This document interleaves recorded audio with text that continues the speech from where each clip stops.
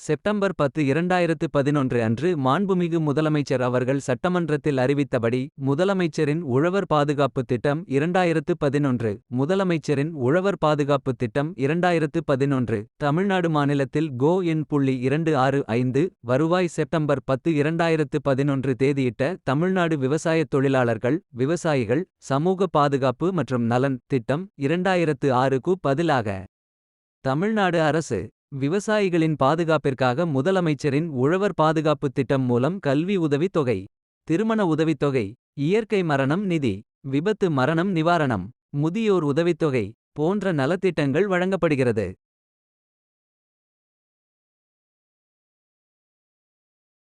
இப்போது முதலமைச்சரின் உழவர் பாதுகாப்பு திட்டம் மூலம் கல்வி உதவித்தொகை பெறுவது எப்படி என்று பார்ப்போம். பதிவு பெற்ற உறுப்பினரின் குடும்பத்தில் தகுதியுடையோர் இடைநிற்றலின்றி பள்ளிக்கல்வி பயில்வதை ஊக்குவிக்கும் வகையிலும் அவர்கள் தொடர்ந்து உயர்கல்வி பயின்றிட உற்சாகம் அளிக்கும் வகையிலும் பின்வரும் அட்டவணையில் உள்ளவாறு உதவித்தொகை வழங்கப்படும்.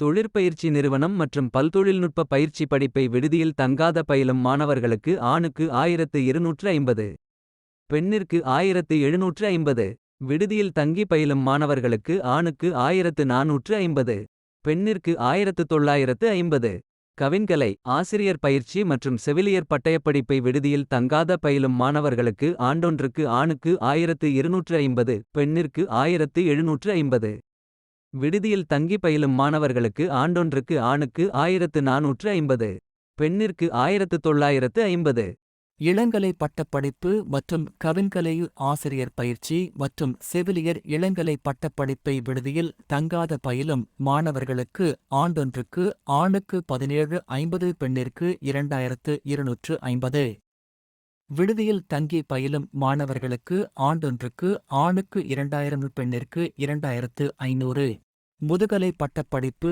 மற்றும் கவின்கலை ஆசிரியர் பயிற்சி மற்றும் செவிலியர் முதுகலை பட்டப்படிப்பை விடுதியில் தங்காத பயிலும் மாணவர்களுக்கு ஆண்டொன்றுக்கு ஆணுக்கு 2250 பெண்ணிற்கு 2750 விடுதியில் தங்கி பயிலும் மாணவர்களுக்கு ஆண்டொன்றுக்கு ஆணுக்கு 3250 பெண்ணிற்கு 3750 தொழில்முறை படிப்புகள் பொறியியல் சட்டம் மருத்துவம் வேளாண்மை போன்ற விடுதியில் தங்காத பயிலும் மாணவர்களுக்கு ஆண்டொன்றுக்கு ஆணுக்கு 2250 பெண்ணிற்கு 2750 விடுதியில் தங்கி பயிலும் மாணவர்களுக்கு ஆண்டொன்றுக்கு ஆணுக்கு 4250 பெண்ணிற்கு 4750 தொழில்முறை படிப்புகள் பொறியியல் சட்டம் மருத்துவம் வேளாண்மை போன்ற விடுதியில் தங்காத பயிலும்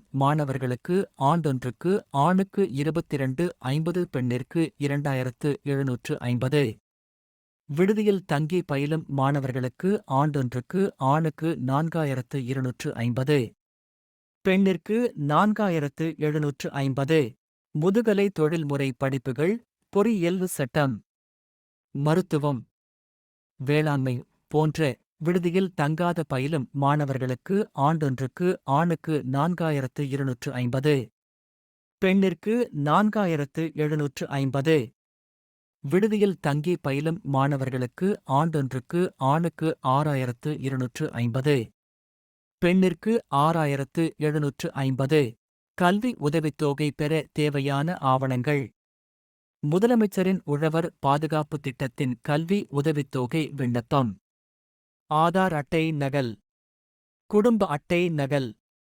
பயில்வதற்கான சான்று வங்கி கணக்கு புத்தகம் நகல் சாதி சான்று விஏஓ அலுவலர் சரிபார்ப்பு ஆவணம் முக்கியமாக பதிவு செய்யப்பட்ட உழவர் அடையாள அட்டை பயிலும் கல்வியாண்டில் உதவித்தொகை விண்ணப்பிக்க வேண்டும். கல்வி உதவித்தொகை பெற தேவையான ஆவணங்கள் அனைத்தும் உங்கள் ஊரில் உள்ள விஏஓ அலுவலரின் சமர்ப்பிக்க வேண்டும். விண்ணப்பத்தை சரிபார்ப்பு செய்த பின் இந்த திட்டத்தில் பிற நன்மைகள் முக்கிய உறுப்பினரைச் சார்ந்திருக்கும் குடும்பத்தைச் சார்ந்திருக்கும் உறுப்பினராக கணக்கிடப்படுகிறது. விபத்து நிவாரணப் பிரிவில் முடங்கியவர் சேர்க்கப்பட்டு 50,000 உதவித்தொகை வழங்கப்படுகிறது.